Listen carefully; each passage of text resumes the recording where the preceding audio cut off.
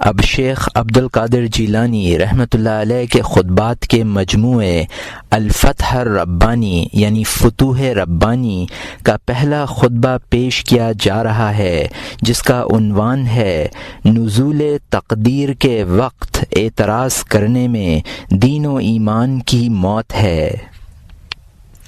پہلی مجلس حضور غوث اعظم شیخ ابو محمد محی الدین عبد القادر رضی اللہ عنہ و ارداہ عنا والاحرمنا من برکاتہ نے بوقت صبح اتوار کے دن 3 شوال 545 ہجری کو خانقاہ شریف میں ارشاد فرمایا، اعتراض کرنا بندے کا حق تعالی پر جو عزت و جلال والا ہے امور تقدیریہ کے نازل ہونے کے وقت، خواہ وہ امر خیر ہو یا شر، دین و توحید یعنی خدا کا ایک جاننا، و توکل و بھروسہ و اخلاص، یقین و روح کی موت ہے۔ بندہ مومن چوں او چرا کیوں اور کس واسطے نہیں جانتا، بلکہ وہ صرف ہاں کہتا ہے اور سر تسلیم جھکا دیتا ہے۔ نفس کلیتاً مخالفت کرنے والا جھگڑالو ہے، پس جو شخص نفس کی اصلاح چاہے پس وہ نفس سے جہاد کرے یہاں تک کہ نفس کی برائی دور ہو جائے۔ نفس کلیتاً شر ہی شر ہے، پس جب وہ مشقت میں ڈالا جائے گا اس کی مخالفت کی جائے گی، اطمینان والا ہو جائے گا اور کلیتاً خیر ہی خیر والا ہو کر تمام عبادتوں کے کرنے اور تمام گناہوں کے چھوڑ دینے میں موافقت کرنے والا ہو جائے گا۔ پس ایسے وقت نفس سے کہا جاتا ہے، ایتھا اے اطمینان والے نفس، اپنے پروردگار حقیقی کی طرف رجوع کر۔ الآیا، اور نفس کا توکل یعنی بھروسہ صحیح ہو جاتا ہے اور اس سے شک و شبہ زائل ہو جاتا ہے، اور وہ کسی طرح مخلوقات سے ضرر کے ساتھ یا بحالت ضرر و مصیبت لگاؤ یعنی تعلق نہیں رکھتا، بسبب مشابہت کے اپنے باپ ابراہیم علیہ السلام سے۔ پس بتحقیق وہ اپنے نفس سے نکل گئے تھے اور روحاً نزدیک مولا تعالی کے باقی تھے، اور آپ کا قلب منور سکون والا تھا۔ آپ کے پاس وقت امتحان و بلا قسم کے مخلوقات آئے اور سب نے آپ کی مدد کے لیے اپنے نفوس کو آپ پر پیش کیا۔ آپ توکلاً برضائے الہی یہی فرماتے رہے، میں تم سے مدد لینا نہیں چاہتا، میری حالت کا علم میرے مالک کو تم سے مجھے سوال و استمداد سے بے پرواہ کر رہا ہے۔ جب ابراہیم علیہ السلام کا توکل و تسلیم برضائے الہی درست ہوا، نار نمرود سے جس میں آپ کو ڈالا گیا تھا کہہ دیا گیا، یا ناری کونی الآیا، اللہ تعالیٰ کی مدد مصیبت پر صبر کرنے والوں کے لیے دنیا میں بغیر حساب ہے، اس کا شمار نہیں، اور اللہ تعالیٰ صابروں کو آخرت میں بے تعداد اجر دے گا۔ اللہ تعالیٰ نے فرمایا، انما یوفی الآیا، جزئین نیست کو پورے کیے جائیں گے، صابر اپنے اجر کو اتنا ثواب پائیں گے جس کا کوئی حساب نہیں۔ الآیا، اللہ تعالیٰ پر کوئی چیز مخفی نہیں، سب اس کے پیش نظر ہے، جو کچھ اس کے واسطے برداشت کرنے والے برداشت کرتے ہیں وہ سب کو جانتا ہے۔ تم اس کے ساتھ نزول مصیبت پر 1 ساعت صبر کرو، بتحقیق تم نے اس کے لطف و کرم کو برسوں دیکھا ہے۔ بہادری حقیقتاً یہی صبر 1 ساعت کا ہے۔ بے شک اللہ تعالی مدد اور فتح کے ساتھ صابر لوگوں کا ساتھی ہے۔ تم اللہ کے ساتھ صبر کرو اور اس کے واسطے خبردار و ہوشیار ہو جاؤ اور اس سے غفلت نہ کرو۔ تمہاری بیداری و ہوشیاری موت کے بعد نہ ہو، کیونکہ اس وقت کی بیداری بے فائدہ ہوگی، نفع نہ دے گی۔ تم اس سے ملنے سے پہلے اس کے لیے بیدار ہو جاؤ، اس سے پہلے کہ تم مجبوراً بلا اپنے ارادہ و قصد کے بیدار کیے جاؤ۔ بیدار ہو جاؤ، پس تمہارا ایسے وقت نادم و پریشان ہونا نفع نہ دے گا۔ سوچو اور اپنے دلوں قلبوں کی درستی کر لو۔ بتحقیق جب تمہارے قلب درست ہو جائیں گے تمہاری تمام حالتیں درست ہو جائیں گی، اور اسی واسطے حضور نبی کریم صلی اللہ علیہ وسلم نے کہا کہ بنی آدم میں ایک گوشت کا ٹکڑا ہے، جب وہ درست ہو جاتا ہے تو اس کی وجہ سے تمام بدن صالح و درست ہو جاتا ہے، اور جب وہ خراب ہو جاتا ہے اس کی وجہ سے تمام بدن خراب و فاسد ہو جاتا ہے۔ خبردار ہو جاؤ، وہ مضغہ گوشت دل ہے۔ قلب کی درستگی و آراستگی اللہ عز و جل پر تقوی یعنی پرہیزگاری، خوف اور توکل اور اقرار وحدانیت اور اخلاص فی العمل کے ساتھ ہے، یعنی ہر عمل خدا ہی کے واسطے ہو، ریا سے دور، اور اس کی خرابی ان امور کے نہ ہونے سے ہے۔ قلب بدن کے پنجرے میں ایک پرندہ ہے، جیسے موتی ڈبے میں، جیسے مال خزانہ میں، پس اعتبار ساتھ پرندے کے ہے، نہ پنجرے کے ساتھ موتی کے ہے، نہ ڈبے کے ساتھ مال کے ہے، نہ خزانے کے۔ اے اللہ تعالی ہمارے تمام اعضاء کو اپنی طاعت و عبادت میں مشغول کر دے، اور ہمارے دلوں کو اپنی معرفت کے ساتھ منور کر دے، اور ہمیں زندگی بھر رات دن اپنے مراقبہ میں مشغول اور کھڑا ہوا رکھ، اور ان نیک بندوں کے ساتھ ہم کو ملانا جو ہم سے پہلے گزر گئے، اور ہم کو ویسا ہی رزق او حصہ دے جیسا ان کو دیا، اور ہمارے واسطے بھی ایسا ہی ہو جیسا کہ تو ان کا ہو گیا تھا، آمین۔ اے میری جماعت والو، تم اللہ عز و جل کے لیے ویسے ہی بن جاؤ جیسے پچھلے صالح بندہ خدا کے لیے تھے، تاکہ خدا بھی تمہارے لیے ویسا ہی ہو جائے جیسا کہ ان کے لیے ہو گیا تھا۔ اگر تم یہ چاہتے ہو کہ حق تعالی عز و جل تمہارا ہو جائے، پس تم اس کی اطاعت میں مشغول رہو، اور اس کی بلا پر صابر بنو، اور اپنے غیر کے تمام فعلوں میں راضی برضائے الہی رہو۔ جماعت والوں نے جو ولی اللہ تھے دنیا میں بے رغبتی کی، اور اپنے حصے دنیا سے تقوی اور ورع پرہیزگاری کے ہاتھوں سے لیے، پھر آخرت کو طلب کیا اور اس کے لیے عمل کیے، اپنے نفسوں کی نافرمانی کی اور اپنے رب عز و جل کی اطاعت کی۔ اولاً انہوں نے اپنے نفسوں کو نصیحت کی، پھر غیروں کے نفوس کو نصیحت فرمائی۔ اے غلام صاحبزادہ، پہلے اپنے نفس کو نصیحت کر، پھر غیر کے نفس کو نصیحت کر، اپنے نفس کو خصوصیت کے ساتھ لازم پکڑ، اس کی اصلاح کر، تو غیر کی طرف متوجہ نہ ہو جب تک کہ تیرے پاس کوئی ایسی شے باقی ہو جس کی اصلاح کی تجھے خود حاجت ہو۔ تجھ پر افسوس کہ تو خود نابینا ہے، دوسرے کی کیا رہنمائی کرے گا، اس کا کیا قائد بنے گا؟ بینا ہی آدمیوں کا قائد رہنما بن سکتا ہے، ان کو دریا سے وہی بچا سکتا ہے جو اچھا تیرنے والا ہو۔ آدمیوں کو اللہ تعالی عز و جل کی طرف وہی لوٹا سکتا ہے جو خود اللہ کو پہچانتا ہو، لیکن جو کہ خود اللہ سے جاہل ہو وہ غیر کو اس کی جانب کیسے رہنمائی کر سکتا ہے؟ تیرے لیے کلام و وعظ جائز نہیں جب تک تو خدا کو نہ پہچانے اور اس کو دوست رکھے، اور تیرا ہر عمل اسی کے لیے ہو، نہ غیر خدا کے لیے، اور تو اس سے ڈرے نہ اس کے غیر سے۔ کلام و وعظ قلب سے ہوتا ہے، نہ سخت آواز نہ تیزی زبان سے۔ یہ خلوت تنہائی میں ہوتا ہے، نہ کہ جلوت میں ظاہری طور سے، جبکہ توحید گھر کے دروازے پر ہو اور شرک گھر کے اندر، پس یہ سراسر نفاق ہی ہے۔ افسوس تیرے اوپر کہ تیری زبان اظہار تقوی کرتی ہے اور تیرا دل فسق و فجور کرتا ہے، یعنی گناہ گناہ کی طرف مائل ہوتا ہے، تیری زبان شکر کرتی ہے اور تیرا دل اعتراض کرتا ہے۔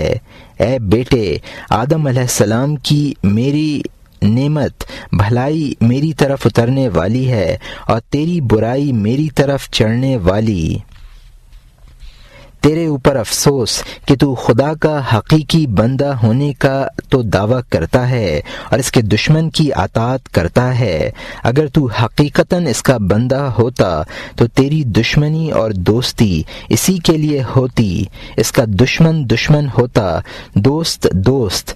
حقیقی ایماندار اپنے نفس اور اپنے شیطان اور اپنی خواہشات نفسانیہ کی پیروی نہیں کرتا، وہ شیطان کو جانتا پہچانتا ہی نہیں۔ جو اس کی پیروی کرے وہ دنیا کی پرواہ ہی نہیں کرتا، جو اس کے سامنے جھکے ذلیل ہو، بلکہ وہ تو دنیا کو ذلیل و حقیر سمجھتا ہے اور آخرت کو طلب کرتا ہے، پس جب آخرت اس کو حاصل ہو جاتی ہے اس کو بھی چھوڑ دیتا ہے اور نہ اپنے مولا عز و جل سے متصل ہو جاتا ہے۔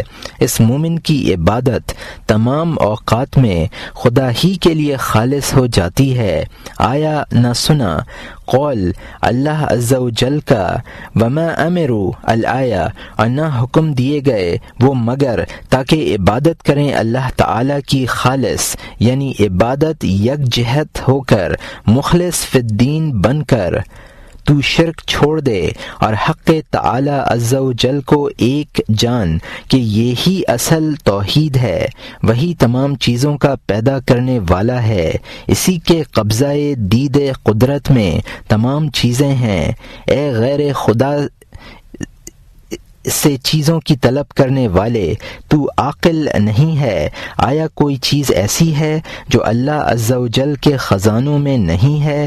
اللہ عز و جل نے ارشاد فرمایا وَإِن مِّن شَيْءٍ الآیہ، اور نہیں ہے کوئی چیز مگر ہمارے نزدیک اس کے خزانے ہیں۔ اے غلام، اے صاحبزادے، میرے تقدیر کے پرنالے کے نیچے صبر کا تکیہ لگا کر، موافقت کا ہار ڈال کر پناہ مانگتا ہوا کشادگی اور راحت کے انتظار میں سو جا، پس جب تیری یہ حالت ہو جائے گی مالک تقدیر تیرے اوپر اپنے فضل و احسانات سے ایسی بارش برسائے گا جس کی طلب و آرزو کو بھی تو اچھے طور سے نہیں جانتا جو طلب کرے۔ اے جماعت والو، تقدیر کی موافقت کرو اور راضی برضا رہو اور سید عبد القادر کے کلام کو قبول کرو جو کہ تقدیر کی موافقت میں کوشاں ہے۔ میری تقدیر کے ساتھ موافقت ہی مجھ کو قادر مطلق کی طرف آگے بڑھا رہی ہے۔ اے اہل جماعت، آؤ بڑھو، ہم سب اللہ عز و جل اور اس کی تقدیر و فعل کی طرف جھکیں اور اپنے ظاہری و باطنی سروں کو اس کی طرف جھکا دیں، تقدیر کی موافقت کریں اور اس کی ہم رکابی میں چلیں، کیونکہ وہ بادشاہ کی طرف سے قاصد ہے۔ پس تقدیر کی عزت و بزرگی اس کے بھیجنے والے کی طرف سے ہے، پس جب ہم اس کے ساتھ ایسا کریں گے وہ ہم کو اپنے ساتھ قادر مطلق تک لے جائے گی۔ اس جگہ اللہ ہی کی حقیقی ولایت و سلطنت ہے۔ اب تیرے لیے دریائے علم الہی سے سیراب ہونا اور اس کے خوان فضل سے کھانا اور اس کی محبت سے انس حاصل کرنا اور اس کی رحمت میں چھپ جانا خوشگوار و مبارک ہوگا۔ یہ مرتبہ تمام کنبوں اور قبیلوں جماعت کے لاکھوں افراد سے کسی کسی کو ہی نصیب ہوتا ہے۔ اے غلام، تو اپنے اوپر تقوی، حدود شرعی کی پیروی، نفس و خواہشات و شیطان اور برے ہم نشینوں کی دشمنی لازم پکڑ۔ مسلمان ہمیشہ نفس کے جہاد میں رہتا ہے اور اپنا سر خود سے نہیں کھولتا، ہمیشہ تیار رہتا ہے، نہ اپنی تلوار میان میں رکھتا ہے، نہ اپنے گھوڑے کی پیٹھ ننگی کرتا ہے، اپنی زین کی لکڑی پر سوتا ہے۔ اس قوم کا سونا غلبہ حال ہے، ان کا طعام فاقہ ہے، ان کا کلام ضرورتاً ہے، ان کا طریقہ گونگا پن ہے۔ ان کو تقدیر ربی اور فعل الہی ہی گویا کرتا ہے، اور وہ دنیا میں ان کی گویائی کو ویسی ہی حرکت دیتا ہے جیسے اعضاء کو کل قیامت کے دن گویائی دے گا۔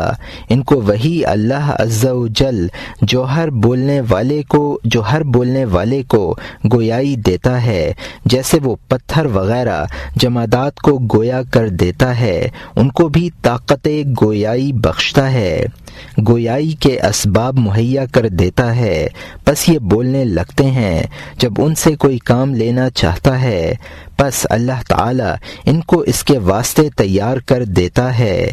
ارادہ الہی ہوا کہ مخلوق کو خوشخبری اور خوف و تحدید کے اوپر حجت قائم کرنے کے لیے تبلیغ ہو، پس نبی اور رسولوں کو علیہم السلام کو گویائی دے دی، انہوں نے تبلیغ فرمائی۔ جب ان کو وفات دی، ان کا نیابتاً علماء عاملین کو قائم مقام کیا، بس ان کو ایسی گویائی دی جس سے مخلوق کی اصلاح ہو سکے۔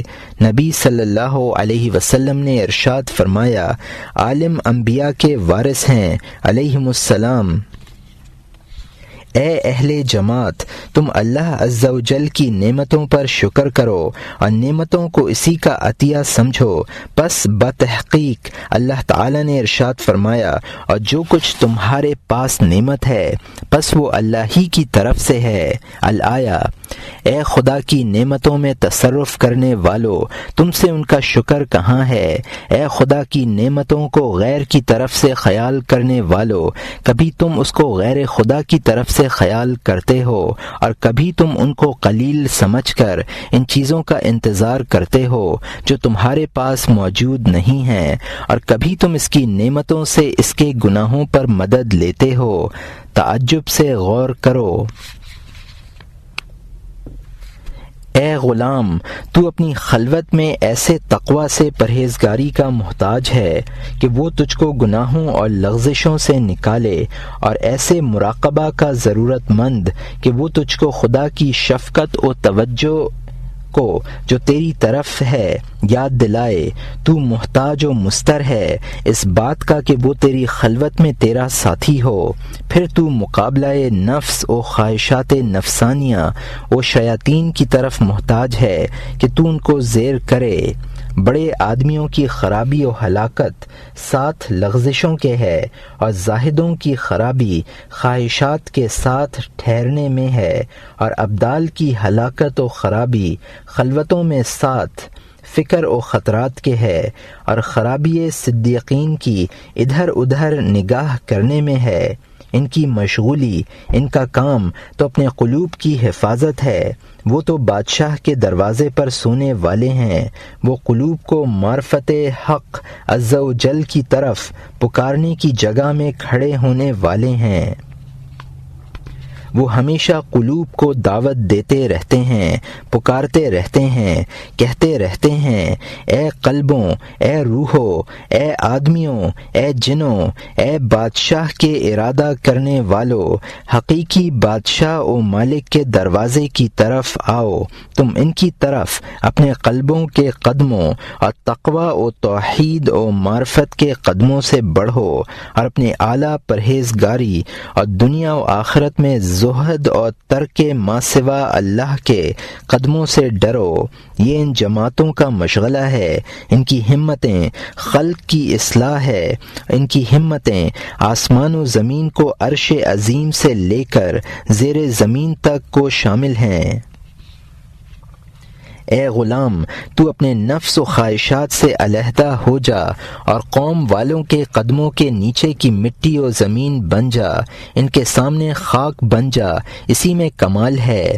حق تعالی عز و جل زندہ کو مردہ سے نکالتا ہے اور مردہ کو زندہ سے۔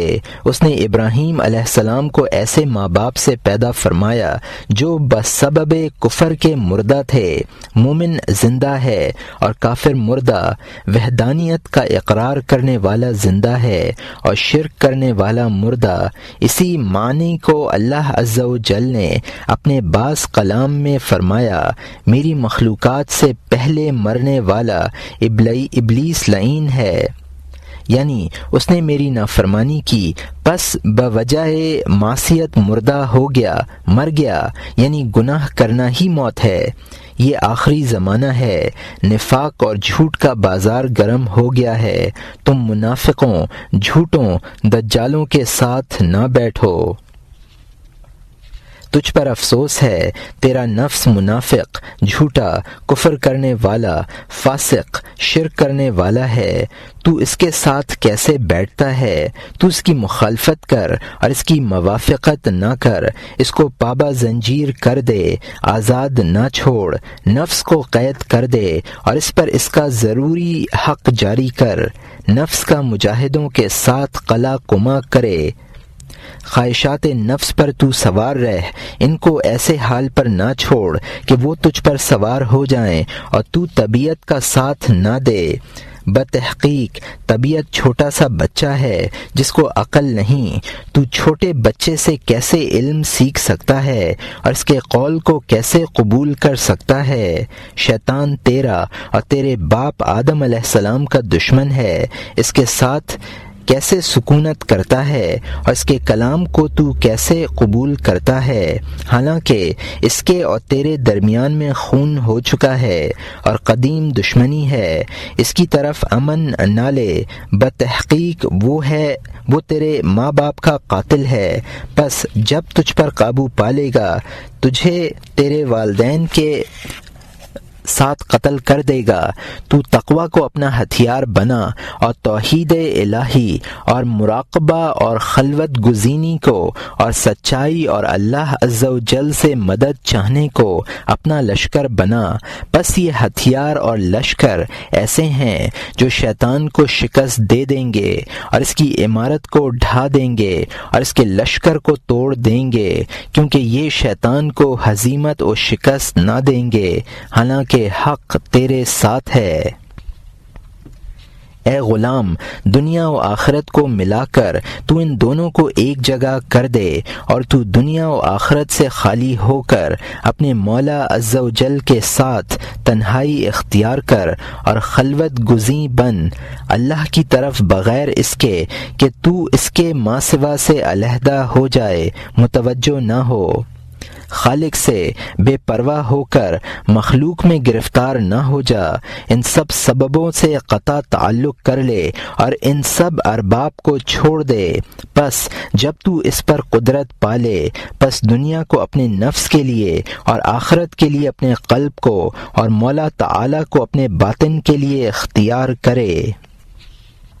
اے غلام، تو نفس اور خواہشات نفسانیہ اور دنیا اور آخرت کا ساتھی مت بن اور سوائے حق عز و جل کے کسی کی پیروی و مطابعت نہ کر، حالانکہ تو نے ایسا خزانہ پا لیا ہے جو کبھی فنا نہ ہوگا۔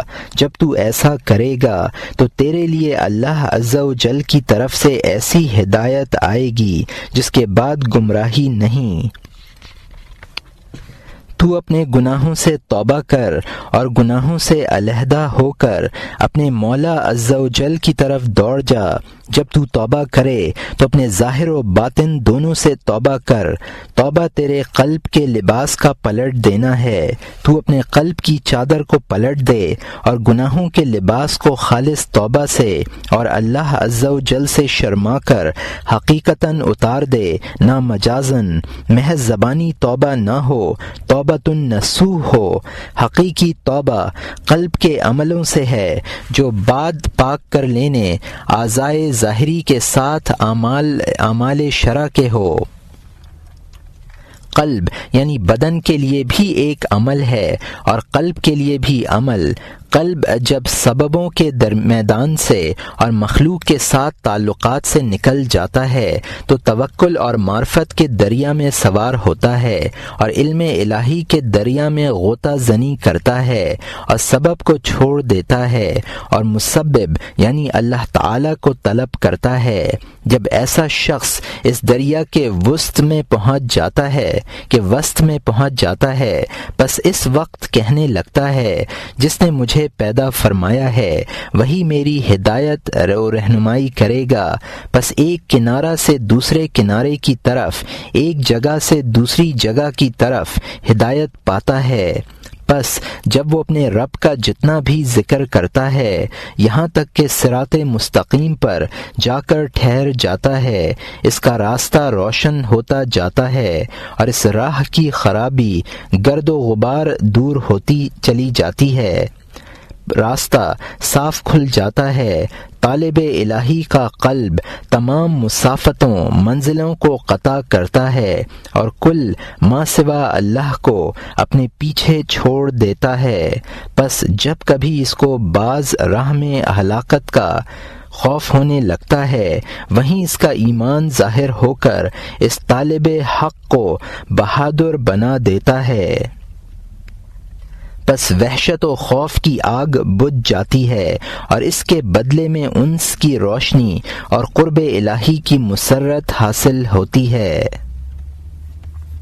اے غلام، جب تجھے کوئی بیماری لاحق ہو تو پس اس بیماری کا صبر کے ہاتھوں سے استقبال کر، اور جب تک مولا تعالی کی طرف سے اس کی دوا آئے ٹھہرا رہ۔ پس جب دوا آ جائے تو اس دوا کا شکر کے ہاتھوں سے استقبال کر کہ مصیبت پر صبر نعمت پر شکر کا حکم ہے۔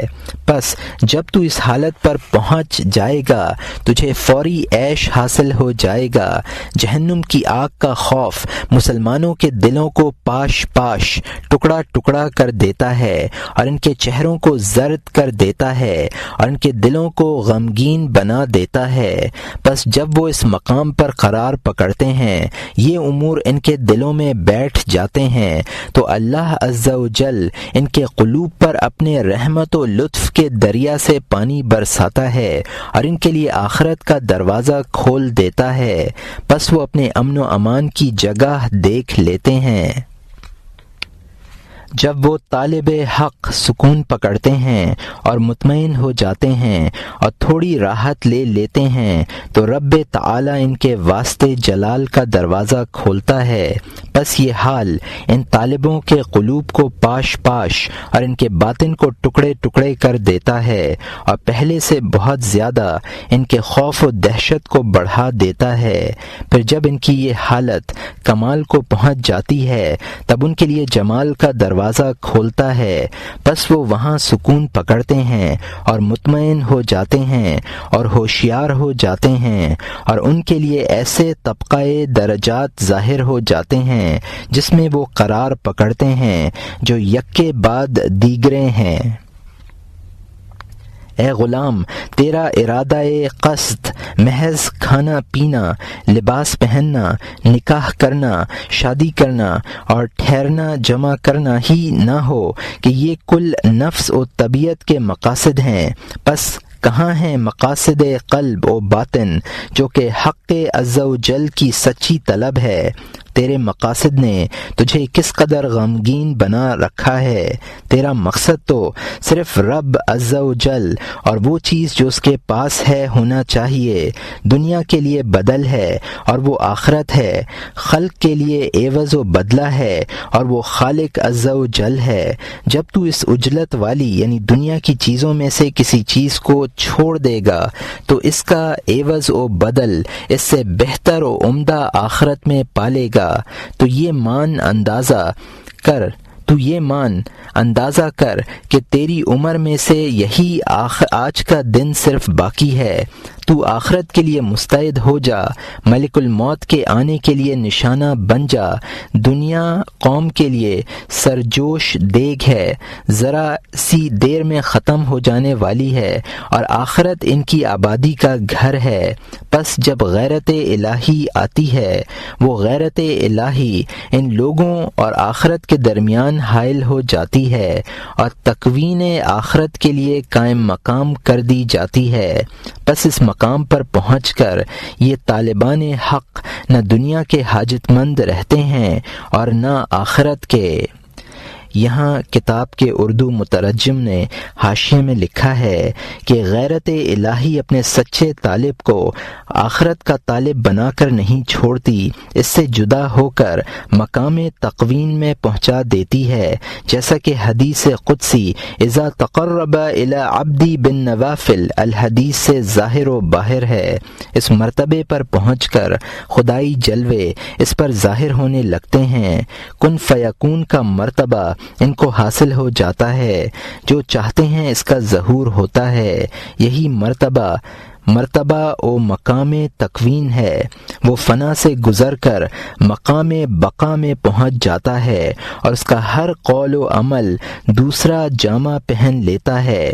بقول شاعر گفتہ اللہ بود، گرچہ از حلقوم عبداللہ بود، اولیاء راہست قدرت ازالہ، تیر جستہ بازمی آرد ذرا۔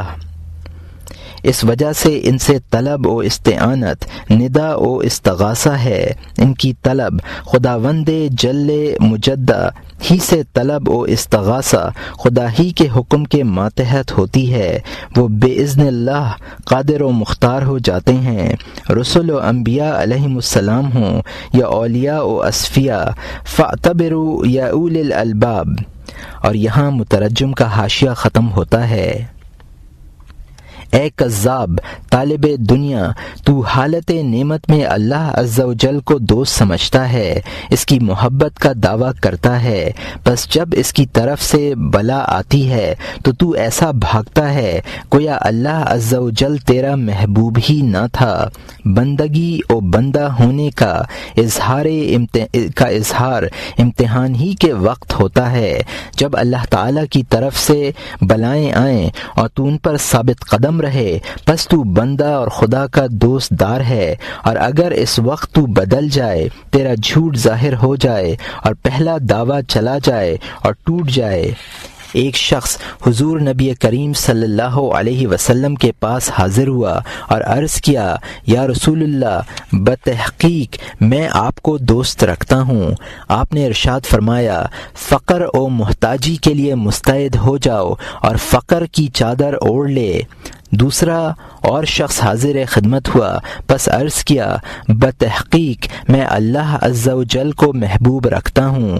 ارشاد نبوی ہوا کہ تو بلا و مصیبت کے لیے چادر بنا لے۔ اللہ تعالیٰ اور اس کے رسول پاک کی محبت دونوں فقر و بلا کے ساتھ ملی ہوئی ہے، اور اسی واسطے بعض بزرگان دین نے فرمایا، دعوی محبت کے ساتھ بلا مسلط کر دی گئی ہے، تاکہ اگر تجھ میں کہیں یہ بات موجود نہ ہو تو دعوی محبت نہ کرنے لگے، ورنہ ہر ایک محبت الہی کا دعویٰ کرنے لگتا۔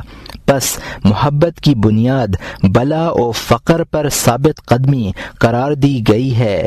اللہم رزقنا بالکمال، اے رب ہمارے، ہمیں دنیا و آخرت میں نکوئی و بھلائی عطا فرما، اور دوزخ کے عذاب سے ہم سب کو بچا، آمین۔